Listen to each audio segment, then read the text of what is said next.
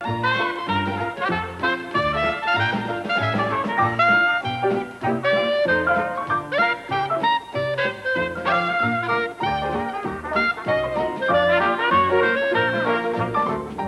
was so vivacious. Clara Bow was so filled with excitement and fun and romance and sex. And she wanted to prove to the world that she was this, and she just gave of herself.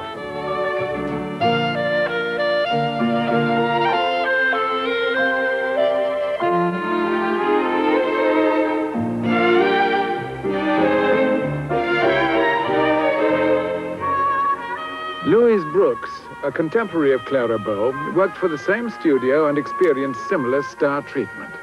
I thought she was the most marvelous star of the 20s because she was the 20s, really.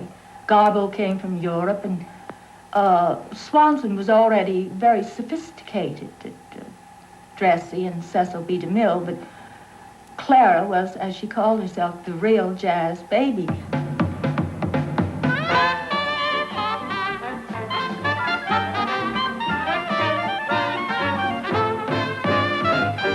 She got her job in Hollywood, not, she said very carefully, through a beauty contest. She never thought she was beautiful.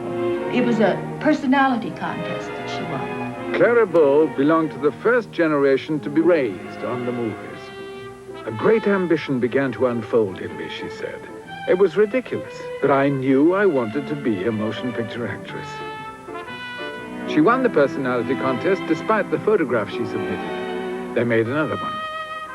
She said she was 16. She was actually 14. Adela Rogers St. John did a wonderful series at that time in photoplay and told about how she grew up, her father, in Brooklyn, on the streets. Clara's family was extremely poor. Her mother had bouts of mental illness and on one occasion tried to kill her. Regarded as the worst-looking kid on the street, Clara was a tomboy, accepted by the local gangs. I could lick any boy my size, she said, and proved it in her first role.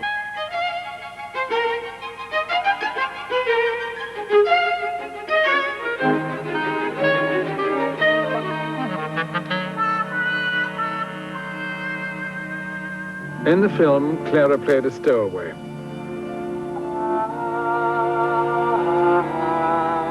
It was the last time anyone would mistake her for a boy.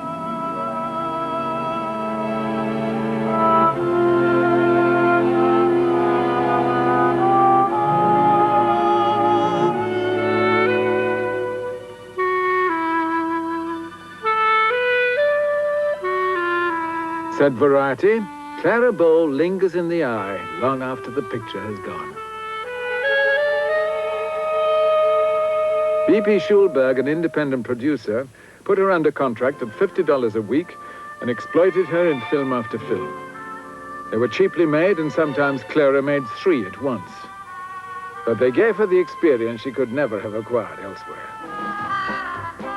In 1924, together with 12 other girls, she was voted a Wampus Baby Star by motion picture advertisers.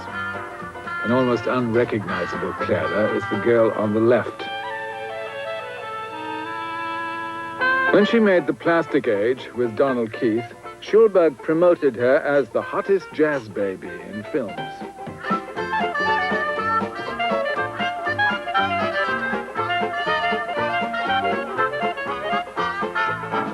She was 18. She'd already made 23 films.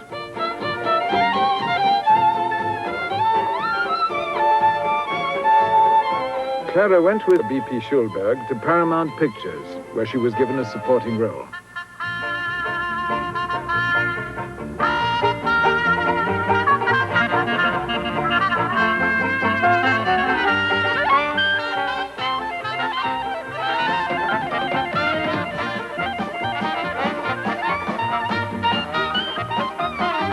She was absolutely a sensation in the United States in Dancing Mothers.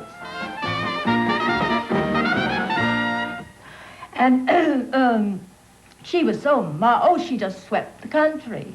I know I saw her and I thought she was, wonderful. Everybody did. She became absolutely a star overnight with nobody's help. She got help of a sort from Eleanor Glynn, who announced that Clara had a quality known as it. Schulberg immediately cast her in a film written by Madame Glynn, who gave it her seal of approval with a personal appearance.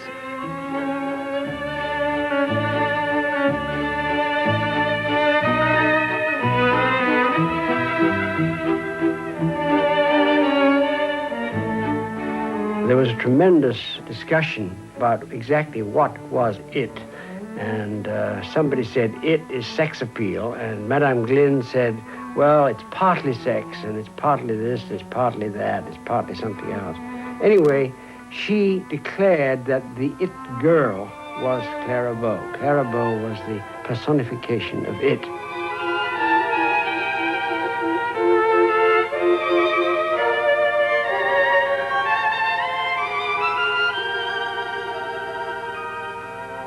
Clarence Badger was the director of it, and he was the first to pay tribute to Clara's quality as a screen performer.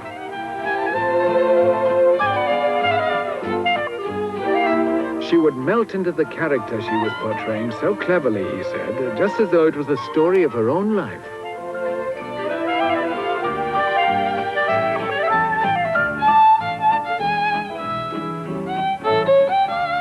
The camera seemed to cause her and her ideas to blossom.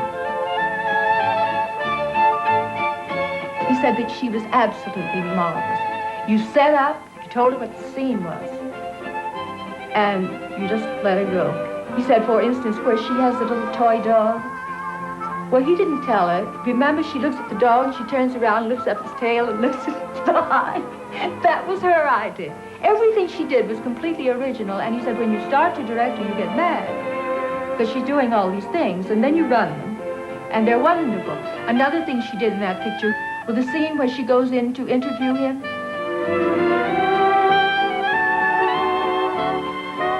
Remember, she walks across and slides right straight across the desk? All those things were hers, you see. That was what made her so marvelous.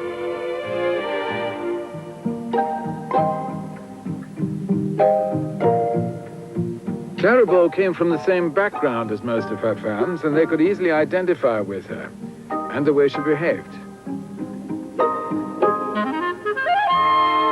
Clara Bow invited us all to dinner, and that was the first time that any of us had ever been out to dinner in a group. And Clara, who didn't know which fork was up, had this charming dinner, and when I could remember, I could see it, we pushed the plates back in the middle of the table and left them there while the dessert came on. Never occurred to us to tell somebody to take it back to the kitchen. Eddie Sutherland my husband gave absolutely the best parties in Hollywood. So I asked him one day to invite Clara Bow, and he said, oh, heavens, no, we can't have her. We don't know what she do. She's from Brooklyn. Everyone on the lot at Paramount said, of course, she's the greatest actress, but she wasn't acceptable, and she knew that.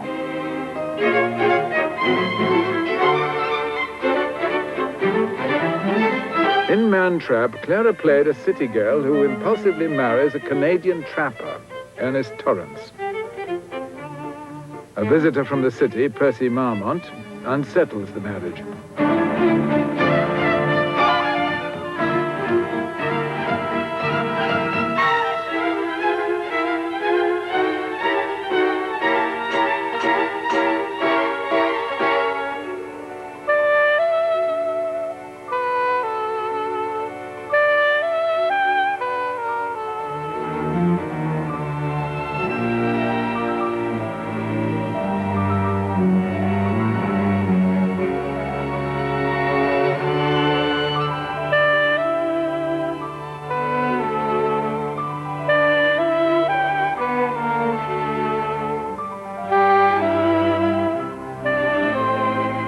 There was something sort of a little bit of the primitive about her, which I think was what everybody liked about her. She was uninhibited. She was not constricted in any way like some of the others were.